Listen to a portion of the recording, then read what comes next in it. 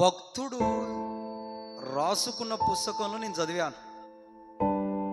స్త్రీని తయారు చేశాడంటే ఏమేమి కలిపి తయారు చేశాడంటే నేను ఒక అరగంట నవ్వుకున్నా అది చదివి ఒక అరగంటకి ఎక్కువే నవ్వుకున్నా. వాళ్ళని ఎలా తయారు చేశాడంటే తాత స్త్రీనంట దేవుడు తయారు చేసిన విధానం, వారిలో ఏమేమి కలిపి తయారు చేశాడంటే నక్క లాంటి నటన అంట, కోకిల లాంటి స్వరం అంట, నెమలి లాంటి నాట్యం అంట, చీమ లాంటి చిటుకుతనం అంట, కాకి లాంటి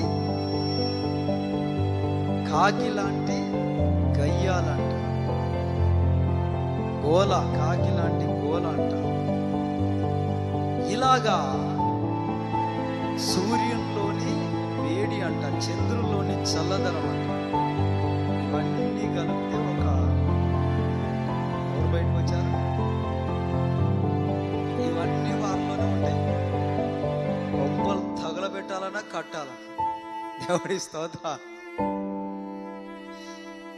దేవునికి మహిమ. అంటే నేను చెప్పానుగా, మీరు బాధపడొద్దంటే ఇలా చాలా ఉన్నాయి. కానీ మా అక్కలు చెల్లెళ్ళు అందరూ మంచోళ్ళు. ఆమెన్. అవి చెప్పాను నేను మ్యాక్సిమం. ఆమెన్.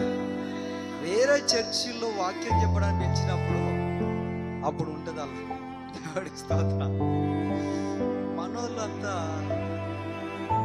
అలాంటి జీవితం కాదండి. దేవునికి మహిమ. హల్లెలూయా, హల్లెలూయా. దేవునికి మహిమ.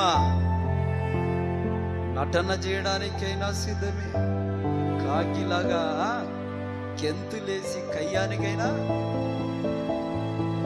కోకిల్లాగా స్వరమెత్తి పాడడానికైనా, చీమలాగా చిట్టుకు అనడానికైనా, ఏంటి మాట, నెమలి వలె నాట్యం ఆడడానికైనా అప్పటిదప్పుడు చిచ్చు పెట్టాలి. సూర్యుని లాంటి వేడిమైనా అప్పటిదప్పుడు చల్లపరచాలని, చంద్రంలోనైనా చల్లదనమైనా ఎవరిలో ఉన్నది మహిమంతా. అందుకే ఒక ఆయన మహానుభావుడు, ఆయన ఏమన్నాడంటే సామెతల గ్రంథం రాస్తూ స్త్రీల గురించి రాశాడు.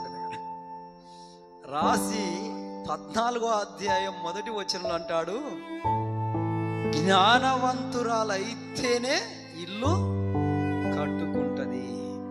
ఆమెన్. హల్లెలూయా, హల్లెలూయా.